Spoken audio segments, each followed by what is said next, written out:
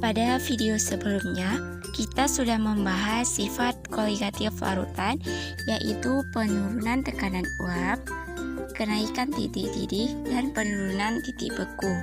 Nah, kali ini kita akan membahas tentang sifat koligatif larutan yang keempat, yaitu tekanan osmotik.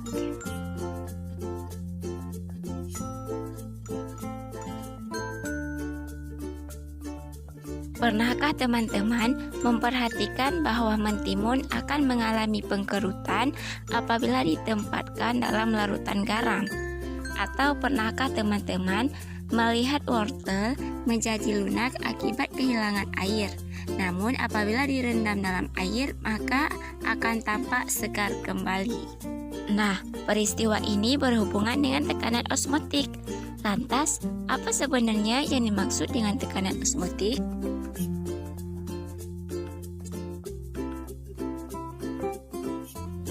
Osmosis adalah proses perpindahan larutan yang memiliki konsentrasi rendah melalui membran semipermeabel menuju larutan yang memiliki konsentrasi lebih tinggi hingga tercapai kesetimbangan konsentrasi. Sedangkan tekanan osmotik yang dilambangkan dengan V adalah tekanan yang harus diberikan untuk menghentikan proses osmosis dari larutan encer atau pelarut murni ke larutan yang lebih pekat. Sekarang mari kita perhatikan ilustrasi berikut ini. Misalnya, kita mempunyai dua larutan gula yang konsentrasi yang berbeda, yaitu 10 molar dan 4 molar. Nah, diingat bahwa di dalam larutan terdapat molekul pelarut yaitu air dan molekul zat terlarut yaitu gula, di mana untuk yang konsentrasinya lebih tinggi mengandung jumlah partikel gula yang lebih banyak. Nah, kita masukkan larutan gula 10 molar ke dalam tabung U sisi kiri dan larutan gula 4 molar ke tabung posisi kanan. Nah, dalam hal ini, pada bagian tengah tabung U terdapat membran semipermeabel dan hanya molekul air saja yang dapat melewati membran semipermeabel ini. Berikutnya akan terjadi proses osmosis di mana molekul-molekul air akan berpindah dari larutan gula 4 molar ke larutan gula yang lebih pekat, yaitu larutan gula 10 molar melalui membran semipermeabel hingga dicapai keadaan kesetimbangan konsentrasi di antar kedua sisi tabung U. Nah, peristiwa osmosis ini tentunya akan menyebabkan tinggi larutan di kedua sisi tabung U berubah. Lalu, bagaimana cara kita menghentikan osmosis ini? Peristiwa osmosis ini dapat dihentikan dengan memberikan tekanan seperti ilustrasi gambar ini. Nah, besarnya tekanan yang harus diberikan untuk menghentikan proses osmosis inilah yang disebut dengan tekanan osmotik.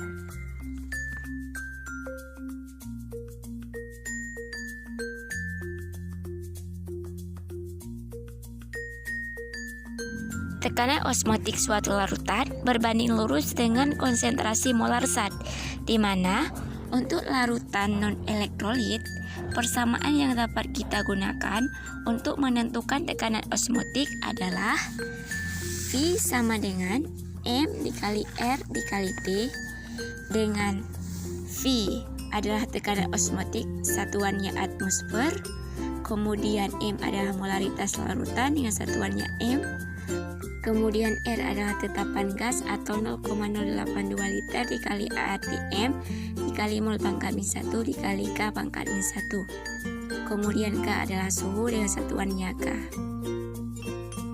Berikutnya, karena molaritas sama dengan massa zat terlarut dibagi massa molekul relatif dikali 1000 dibagi volume larutan, maka persamaan ini dapat kita turunkan menjadi tekanan osmotik atau V sama dengan massa zat larut dibagi massa molekul relatif dikali 1000 dibagi volume larutan dikali tetapan gas dikali suhu.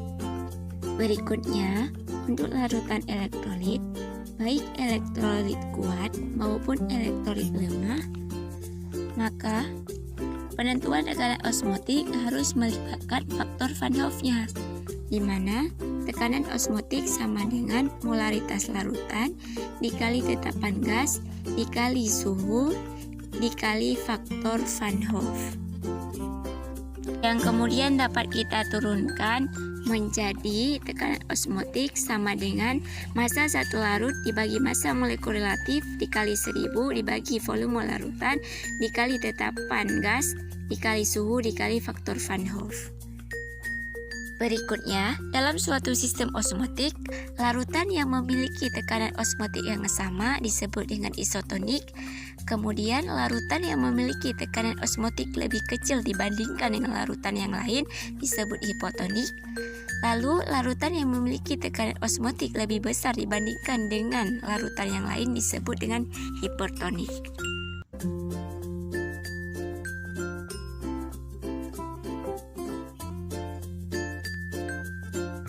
Berikutnya, selain dua peristiwa yang telah kita bahas di awal, berikut ini ada beberapa peristiwa dalam kehidupan sehari-hari yang berhubungan dengan konsep tekanan osmotik. Pertama, pemanfaatan garam untuk membasmi hama seperti keona lintah.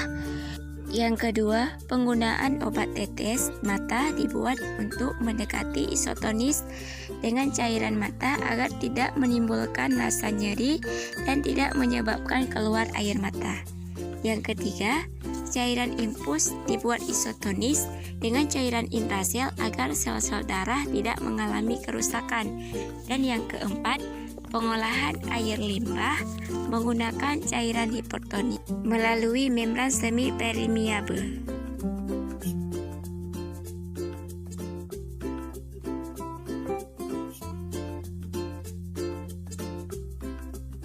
Untuk soal yang pertama, sebanyak 17,1 gram gula tebu dengan rumus senyawa C12H22O11 dilarutkan dalam air sehingga volumenya menjadi 500 ml.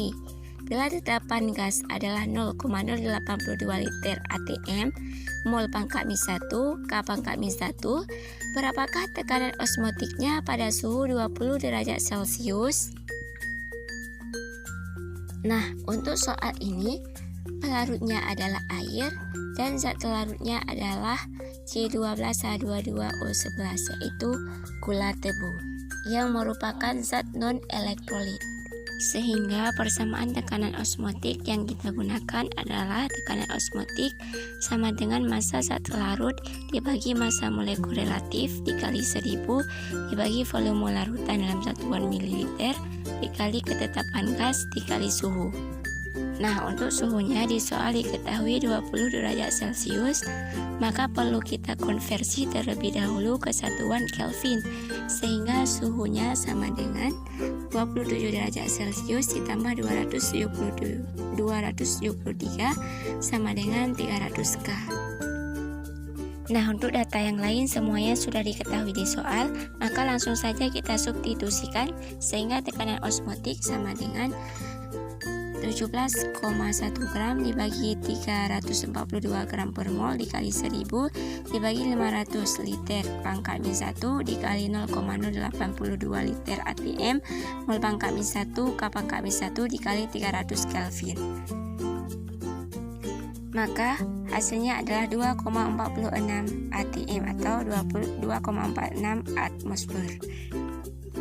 Soal yang kedua, sebanyak 0,01 gram protein dilarutkan ke dalam air hingga volume larutan 25 ml bila tekanan osmotik larutan sebatas 1,25 mm Hg pada suhu 25 derajat Celcius. Hitunglah massa molekul relatif atau ME protein tersebut.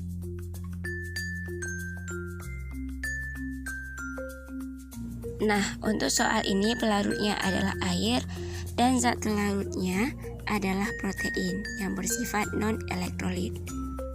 Sehingga persamaan tekanan osmotik yang kita gunakan adalah tekanan osmotik sama dengan massa zat larut dibagi massa molekul relatif dikali 1000 dibagi volume larutan dalam satuan mili dikali ketetapan gas dikali suhu.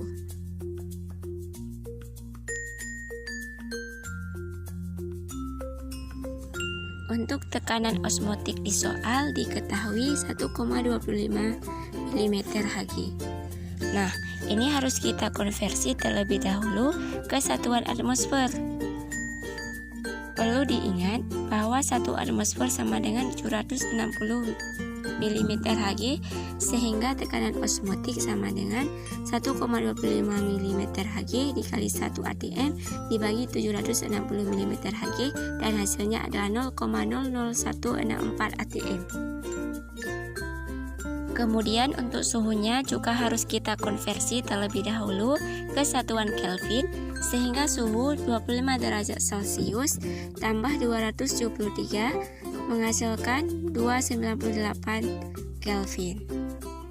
Nah, untuk soal ini yang akan kita tentukan adalah massa molekul relatif atau MR.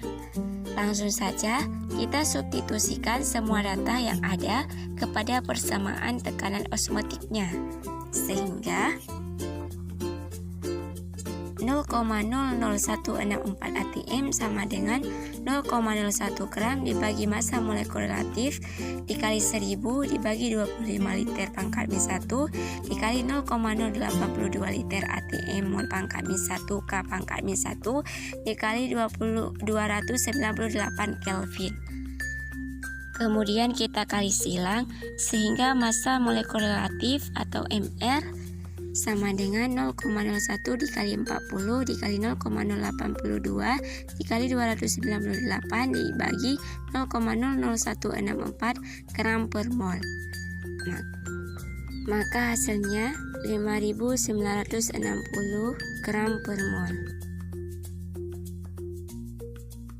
Demikianlah pemaparan materi dari saya, yaitu sifat koligatif larutan. Lebih dan kurang saya mohon maaf. Jangan lupa subscribe, like, dan komen. Assalamualaikum warahmatullahi wabarakatuh.